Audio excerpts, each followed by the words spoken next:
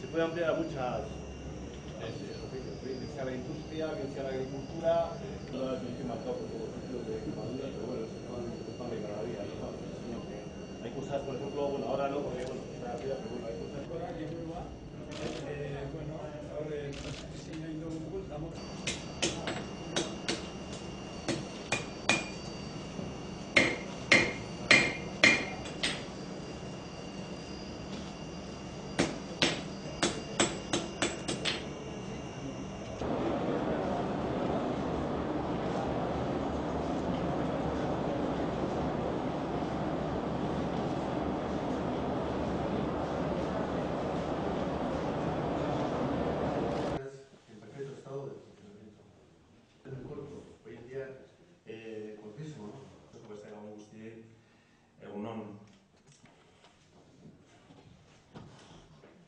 Museoaren presidente, zuzendari eta zuzendarioia, patronato kideak, AFM-ren zuzendari, zure izenean presidenteari ere nire eskuminak, IMH-ren presidente, Elgoibarko alkatesa, zailburu, etorritako guztiok, bai unibertsitate enpresa emakume gizonak, ez enpresa gizonak soili, baizik eta enpresa emakume gizon guztiok, etorritako guztiok, egunon.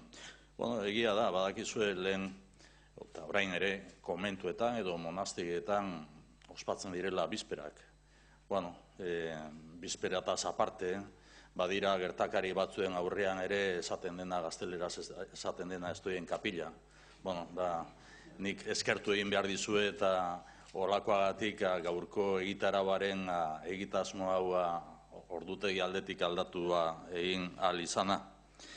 Eta ezer baino lehenago, zorionak bi hamarkada hauetan egindako lana eta ekarpenagatik. Eskerrik asko urtebetetzea iragana aitortuz eta geroa eraikiz ospatzeagaitik. Eta geroa hitz egiterakoan gaur utzi dazue beste gertakari batetaz berri ematea eta hemen berton berri ematea geroari begira ere jarri egiten garelarik. Gaur Espainiako gobernuak 7 eskumenen eskualdatzeari buruzko txostena bidali digu.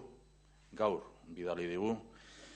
Eusko Jaurlaritzarekin hitzartutakoa betez, hau da Eusko Jaurlaritzak proposatutako lan egitasmoa eta egutegia betez, hala jaso egin dugu, aztertu egin behar dugu, baina nolanahi ere Eusko Jaurlaritzak bide honi ekin egingo diogu, azken batean pentsatzen dugulako eta sinetzita gaudelako, estatuak bete egin behar dugulako aitortutako autogobernua, eta zentzu horretan Eusko Jaurlaritzatik buru belarriekin egingo diogu, estatutua betetzeari, eta buru belarri pentsatuz ere autogobernua beti ere euskal gizartearen onerako delako eta onuragarria izango delako.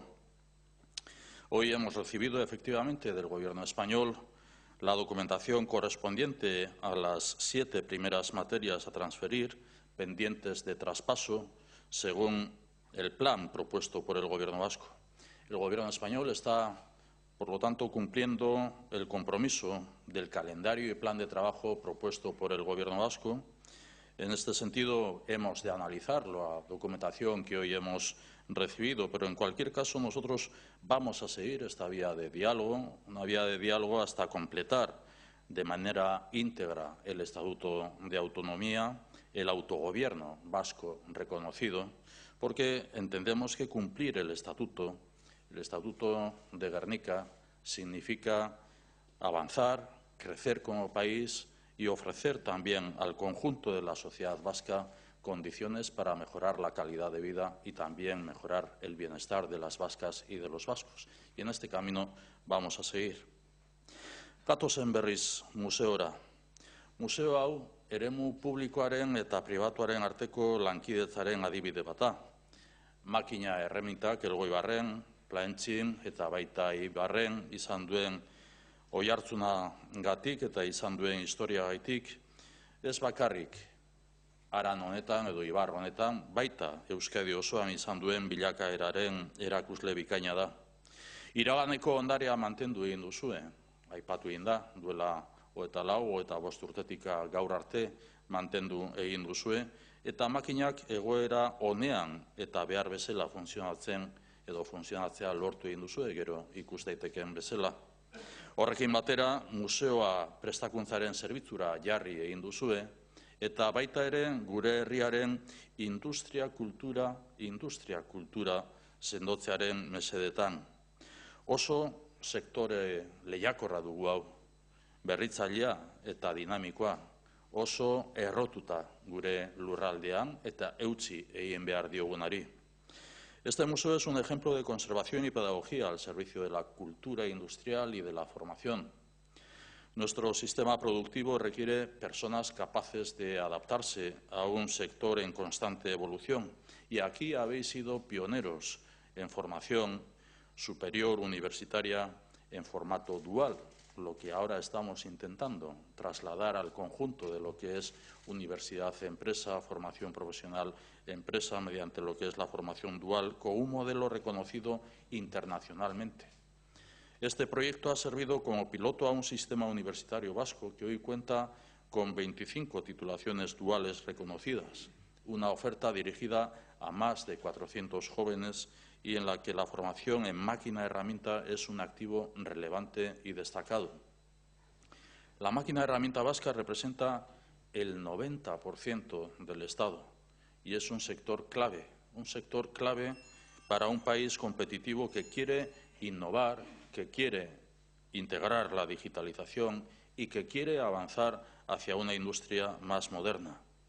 El peso de la industria en la economía vasca en general supera el 24% del conjunto de la economía y mantenemos el objetivo de que su aportación alcance el 25% el año 2020. Makina erraminta aitzindaria eta punta-puntakoa izan da kanpo merkaturako eta hala izaten jarraitzen du, Xabierrek aipatu egin duen bezala. Industriaren lehiakortasunari eta nazioartekotzeari egiten diozuen ekarpena ezinbestekoa da, eta Rafak aipatu egin duen bezala, nazioartekotzea ez da gaurko kontu bat, baizik eta aspaldiko kontu bat da, horrexegatik esaten dugu eutsi egiten diogula. Pasaden urtean, markak hautsi ditugu batetik euskal enpresek 25.000 milioi euro esportatu dituzte, inoiz baino gehiago, eta bestetik 16.000 enpresa esportatzaile ditugu dagoeneko. Hau da lehiakortasuna irabazteko jarraitu behar dugun bidea. Gaurko eguna baliatu nahi dut, hemen Elgoibarren sektore honen aitzindaritzari aitorpena egiteko eta eginez. La máquina herramienta ha sido pionera y es puntera en la apertura al mercado exterior. El pasado año hemos batido un doble récord. Las empresas vascas han exportado 25.000 millones de euros. 25.000 millones de euros. Y además contamos ya con más de 16.000 empresas exportadoras. Este es el camino de nuestro país para ganar competitividad. Hoy es un buen día aquí en Elgoibar, en IMH, en el museo, con motivo del museo también. Es un buen día para reconocer la actitud pionera y la aportación de vuestro sector a avanzar en este objetivo. La máquina herramienta es un sector tradicional y es pionero en Euskadi, además de puntero. Es referente de innovación, capacidad de tecnología, de adaptación, vocación exportadora y presencia en el mercado global, no ahora, sino ya desde hace muchos años atrás. Y este museo que hoy nosotros ya hemos visitado, pero que vais a visitar, representa un vínculo con nuestras propias raíces industriales y es un faro que orienta a un sector motor de nuestro futuro. Makina erramintak eta museo hau etorkizunera begira jarrita daude. Jarrera hori funtsezkoa da digitalizazioa integratzeko eta etorkizuneko industria baterantz aurrera egiteko.